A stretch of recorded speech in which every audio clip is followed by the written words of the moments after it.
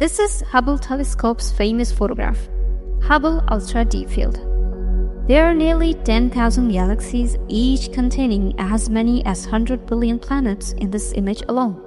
But the question has always been, out of those billions of planets, how many could have life? Observing Earth's global biology on a massive planetary scale has given scientists the tools to answer important questions, like how can we use models of our own planet to detect signs of life on other worlds? In short, the first thing we're going to do is figure out how we'd find ourselves.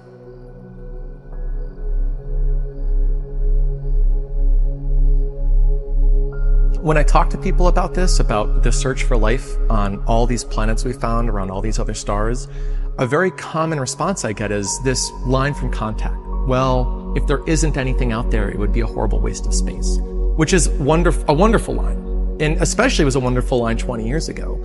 But now we're beyond that. That's Dr. Sean Domingo Goldman. He's one of NASA's many scientists heading up the search for life. I'm a research space scientist and astrobiologist at NASA Goddard Space Flight Center. What I do at NASA is I look for ways to look for life on other planets. 10 years ago, conversations about life in the universe were mainly limited to bar talk and philosophical conversations. But that's all changed. We can now apply the scientific method to the question of, are we alone? We, based on our understanding of how life operates on Earth, are starting to derive principles of the signals that life creates that we could then look for on these planets around other stars. But with a universe as vast as ours, where do you even begin looking for these Earth-like planets?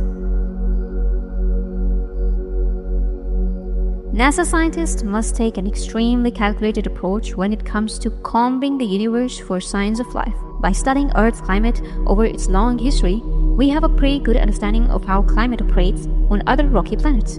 And that gives us some helpful clues on the distance from a star and the size of planet that could harbor a global biosphere, like the one we have here on Earth. It all comes down to knowing where to look. We have a concept for this. It's called the habitable zone or the Goldilocks zone.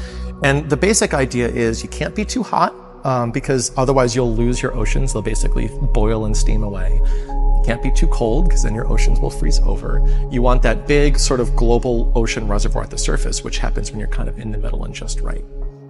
In our solar system, the Goldilocks zone is bound by Venus, which is too hot and steamy with no oceans at the surface, and Mars, which is too cold and too small. And size matters too.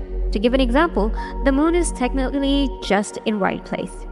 It's in the middle of the Goldilocks zone just like Earth is, and it gets the right amount of energy from the sun, but it's too small to hold on to an atmosphere. And the same thing goes for planets that are too big, like gas giants, where there's too much pressure bearing down on liquid water. We're on the Goldilocks planet, and what's really neat is we found a lot of other so-called Goldilocks planets in the last few years that we could then think about looking for signs of life on in the future. The studies Sean is talking about have been coming out pretty consistently since the early 2000s. The recent uptick in exoplanet discoveries over the past 7 years or so is due in large part to the Kepler Space Telescope, which found over thousands of exoplanets orbiting other stars. One cluster of planets after another. Astrophysicists have discovered a mind-blowing number of worlds that are the right size and distance from their star to potentially have conditions for life similar to Earth. The most amazing thing that Earth has taught us is that life can really exist in very dramatic environments, from really hot environments in the middle of a desert to really cold environments with little light at the very bottom of our ocean. Based on what we know about Earth, the fundamental cocktail looks like this. You need liquid water, the right atmospheric gases, and if you're lucky, specific global signs of life. Everywhere we look, whether it's a desert or Antarctica, or the deep ocean, or the deepest parts of Earth's crust that we've explored, as long as there is a little tiny speck of liquid water, there's life. And because of that, it's been central to NASA's search for habitable environments elsewhere. It's why scientists get excited about the water spilling up from the icy moons of Europa and Enceladus in our outer solar system. Not only could they have water, they could have global oceans like the ones we have here on Earth. After liquid water, we'll look for atmospheric gases. Actually, the gas we're breathing now, oxygen. Find oxygen and methane together in the same atmosphere and you've got something special. There are ways to build up oxygen or methane in the planetary atmosphere, but the only way you get them both in the same atmosphere at the same time is if you produce them both super rapidly. And the only way we know how to do that is through life. The next thing scientists could look for is pigment. The colors of life, like the chlorophyll found in plants on land and algae and phytoplankton in the ocean. Although there aren't currently any outer space missions in progress to retrieve this data, we could in theory be able to detect similar colors on a planet around another star in the future.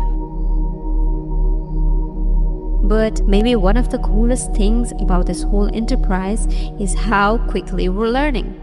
I firmly believe that one of two things is going to happen in the course of my scientific career.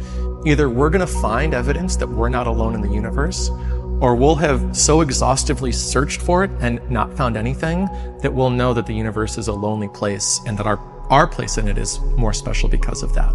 Either way, I can't wait to find out what we uncover in the next 20 years. Thanks for watching. If you enjoyed this video, make sure to give it a thumbs up, share it with your friends, and don't forget to subscribe for more amazing content. We've got plenty of exciting videos coming your way, so hit the bell icon and stay tuned.